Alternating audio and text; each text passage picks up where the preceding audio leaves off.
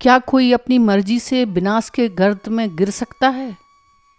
क्या कुल की मर्यादा और अपनों का भविष्य जुए की एक बिसात पर टिकाया जा सकता है? गर्भनाल की इस विशेष कड़ी में आज हम उस काले अध्याय की बात करेंगे जहाँ से कुरुवंश के अंत तक की पटकथा लिखी गई। हस्तिनापुर की वह मनहूस सुबह जहाँ शकुनी के कपट पासे तैयार थे और युधिष्ठिर का जुए के प्रति व्यसन उनकी बुद्धि पर हावी हो रहा था।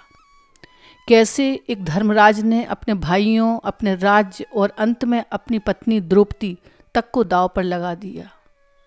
क्या यह केवल एक खेल था या नियति का क्रूर मजाक?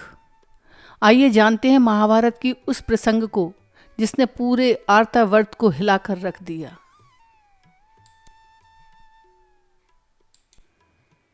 विदुर को आता देख महाराजा युधिष्ठिर उठे और उनका यथोचित स्वागत सत्कार किया, किंतु विदुर के चेहरे पर विषाद की रेखा देखकर चिंतित भाव से पूछा, क्यों चाचा जी, आपका चेहरा उतरा हुआ क्यों है? हस्तिनापुर में सब कुशल तो है ना? महाराज और सारे राजकुमार कुशल से तो हैं? नगर के लोगों का व्यवहार तो ठीक है? विदुर आसन पर बैठते हुए शांति से बोले, हस्तिनापुर में सब कुशल पूर्वक है, यहाँ तो सब आनंद पूर्वक है ना। हस्तिनापुर में खेल के लिए एक सभा मंडप बनाया गया है जो तुम्हारे मंडप के समान ही सुंदर है। राजा धृतराष्ट्र की ओर से उसे देखने चलने के लिए मैं तुम लोगों को न्योता देने आया हूँ। राजा धृतराष्ट्र की इच्छा है कि तुम सब भाइयों सहित वहाँ आओ, उस मंडप को देखो और 2 हाथ चौसर के खेल भी खेलो। चाचा जी, चौसर का खेल अच्छा नहीं है, उससे आपस में झगड़े पैदा होते हैं, समझदार लोग उसे पसंद नहीं करते। लेकिन इस मामले में हम तो आप ही के आदेशानुसार चलने वाले हैं, आपकी सलाह क्या है? युधिष्ठिर ने पूछा। विदुर बोले, यह तो किसी से छुपा नहीं है कि चौसर का खेल सारे अनर्थ की जड़ होता है। मैंने तो भरसक कोशिश की कि इसे ना होने दूं, किंतु राजा ने आज्ञा दी है कि तुम्हें खेल के लिए न्योता दे ही आऊं, इसलिए आना पड़ा। अब तुम्हारी जो इच्छा हो सो करो।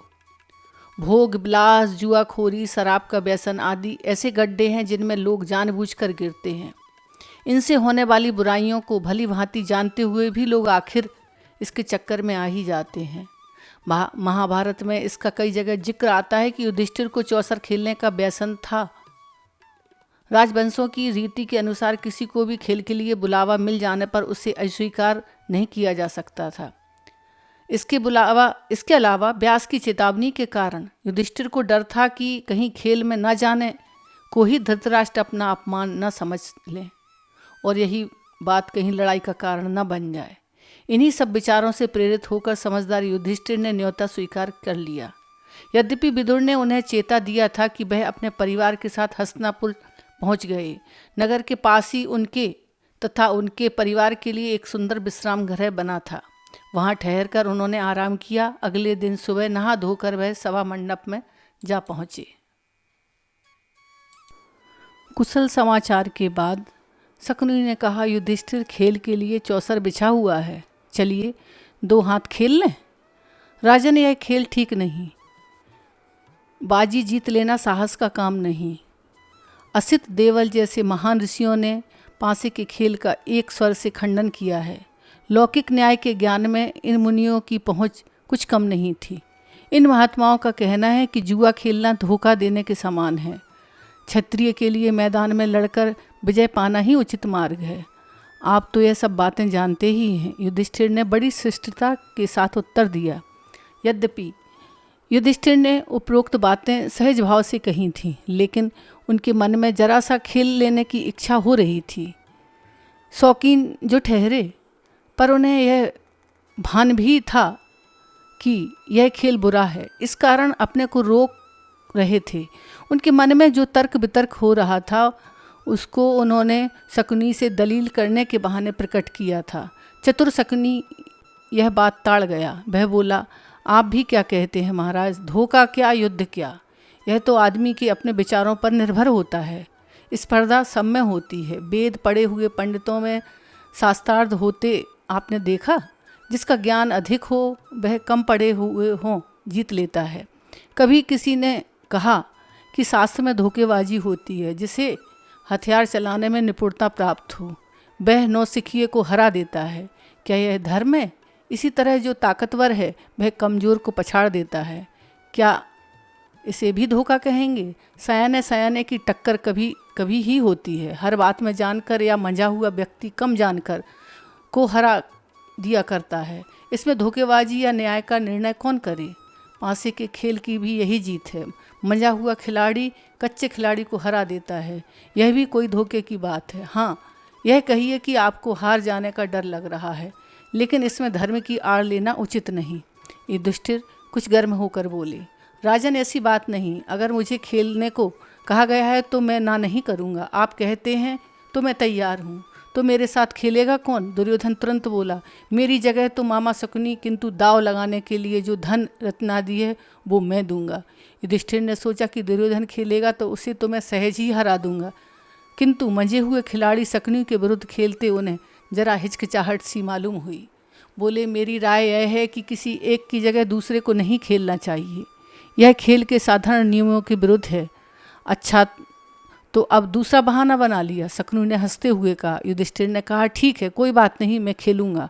और खेल शुरू हुआ। सारा मंडप दर्शकों से खचाखच भरा था। द्रोण, भीष्म, कृपाचार्य, विदुर, धृतराष्ट्र जैसे वयोवृद्ध उपस्थित थे। यह बात साफ मालूम होने लगी थी कि यह खेल झगड़े की जड़ साबित होगा। वे उसे रोक नहीं सके। उनके चेहरे पर उदासी छाई हुई। दूसरे कौरव राजकुमार बड़े चाव से खेल को देख रहे थे। पहले रत्नों की बाजी लगी, फिर सोने चांदी के खजानों की, उसके बाद रथों की और घोड़ों की। तीनों दाव युधिष्ठिर हार गए। इस पर युधिष्ठिर ने नौकर चाकरों को दाव पर लगाया, उसे भी हार गए। फिर तो अपनी सारी सेना और हाथियों की बाजी लगाई और हार गए। शकुनी का पासा मानो उसके इशारों पर चलता था। खेल में युधिष्ठिर बारी बारी से अपनी गायें, भेड़, बकरियां, दास दासी, रथ, घोड़े, सेना, देश देश की प्रजा सब खो बैठे, लेकिन उनका चस्का न छूटा। भाइयों के शरीर पर जो आभूषण थे और वस्त्र थे उनको भी बाजी लगा दिया और हार गए। और कुछ बाकी है? शकुनी ने कहा। यह सांवले रंग का सुंदर युवक मेरा भाई नकुल खड़ा है, वह भी मेरा ही धन है, इसकी बाजी लगाता हूँ। चलो, युधिष्ठिर ने जोश के साथ कहा। शकुनी ने कहा, अच्छा तो यह बात है, तो लीजिए, आपका प्यारा राजकुमार अब हमारा हो गया। कहते कहते शकुनी ने पासा फेंका और बाजी मार ली। युधिष्ठिर ने कहा, यह मेरा भाई सहदेव, जिसने सारी विद्याओं का पार पा लिया है, इस विख्यात पंडित की बाजी लगाना उचित तो नहीं, फिर भी लगाता हूँ, चलो देखा जाएगा। यह चला और वह जीता। कहते हुए शकुनी ने पासा फेंका। सहदेव को भी युधिष्ठिर गवा बैठे। अब दुरात्मा शकुनी को आशंका हुई कि वह कहीं युधिष्ठिर खेल बंद ना कर दे। बोला, युधिष्ठिर, शायद आपकी निगाह में भीमसेन और अर्जुन माद्री के बेटों से ज़्यादा मूल्यवान है, सो उनकी बाजी पर आप लगाएंगे नहीं? युधिष्ठिर ने कहा, मूर्ख शकुनी, तुम्हारी चाल यह मालूम होती है कि हम भाइयों में आपस में फूट पड़ जाए। अधर्म तो मानो जीवन की सांस है, सो तुम क्या जानो कि हम पांचों भाइयों के संबंध क्या हैं। युद्ध के प्रवाह से हमें जो पार लगाने वाली नाव के समान है, पराक्रम में जिसका कोई सानी नहीं, जिसे विजयश्री ने मानो अपना निवास स्थान ही बना लिया है, उसे अपने भाई अर्जुन को दाव पर लगाता हूँ। चलो, शकुनी चाहता तो यही था, तो यह चला। कहते हुए पासा फेंका और अर्जुन भी हाथों से निकल गया।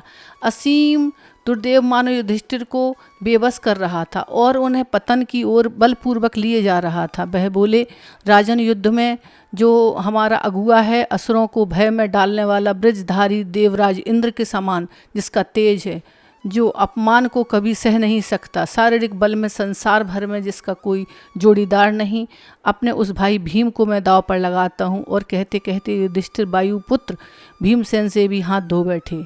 दुष्ट आत्मा शकुनी ने जब भी नहीं छोड़ा, फिर भी पूछा, और कुछ? युधिष्ठिर ने कहा, हाँ, यदि इस बार तुम जीत गए तो मैं तुम्हारे अधीन हो जाऊंगा। लो, यह जीता। कहते हुए शकुनी ने पासा फेंका और यह बाजी भी ले गया। इस पर शकुनी सभा के बीच उठ खड़ा हुआ और पांचों पांडवों को एक एक करके पुकारा और घोषणा की कि वे अब उसके गुलाम हो चुके हैं। शकुनी की दाद देने की हर्षनाद से और पंडितों की इस दुर्दशा पर तरस खाने वालों की हाहाकार से सारा सभा मंडप गूंज उठा। सभा में इस तरह खलबली मचने के बाद शकुनी ने युधिष्ठिर से कहा, एक और चीज़ है जो तुमने अभी हारी नहीं, उसकी बाजी लगाओ तो अपने आप को भी छुड़ा सकते हो। अपनी पत्नी द्रौपदी को दांव पर क्यों नहीं लगाते। और जुए के नशे में चूर युधिष्ठिर के मुँह से निकल गया, चलो अपनी पत्नी द्रौपदी को भी मैं बाजी लगाता हूँ। यह मुँह से निकल गया, पर उनके परिणामों को सोचकर वह विकल हो उठे और हाय यह क्या कर डाला। धर्मात्मा युधिष्ठिर ने इस बात पर सारी सभा में एकदम हाहाकार मच गया।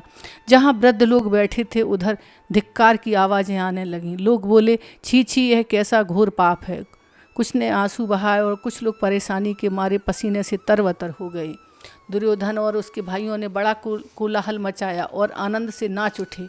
पर युयुत्सु नाम का धृतराष्ट्र का एक बेटा शोक संतप्त हो उठा और ठंडी आह भरकर उसने सिर झुका लिया। शकुनी ने पांसा फेंका और कहा, यह लो, यह बाजी भी मेरी ही रही। बस फिर क्या था। दुर्योधन ने विदुर को आदेश देते हुए कहा, आप सभी रणवास में जाएं और द्रौपदी को यहाँ ले आएं। उससे कहें कि जल्दी आवे, अब उसे हमारे महल में झाड़ू देने का काम करना होगा। विदुर बोले, मूर्ख नायक, क्यों मृत्यु को न्योता देने चला है। ध्यान रखो, तुम्हारी दशा ठीक उसी की सी है जो किसी अंधेरे अथाह गड्ढे के मुँह पर रस्सी से बंधा लटक रहा हो। अपनी विषम परिस्थिति का तुम्हें ज्ञान नहीं, इसी कारण राजोचित व्यवहार छोड़कर निरे गंवार की सी बातें करने लगे हो। दुर्योधन को यूं फटकारने के बाद विदुर ने सभासदों की ओर देखकर कहा, अपने को हार चुकने के बाद युधिष्ठिर को कोई अधिकार नहीं कि वह पांचाल राज की बेटी को दांव पर लगाए। कौरवों का अंत समीप आ गया प्रतीत होता है, इसलिए अपने हित की बात नहीं सुनते और अपने ही पांव तले गड्ढा खोद रहे हैं। विदुर की बातों से दुर्योधन भौंकला उठा। अपने सारथी प्रतिकामी को बुलाकर कहा, विदुर तो हमसे जलते हैं, विदुर तो हमसे जलते हैं और पांडवों से डरते हैं। तुम्हें तो कुछ डर नहीं। रणवास में जाओ, द्रौपदी को बुला लाओ।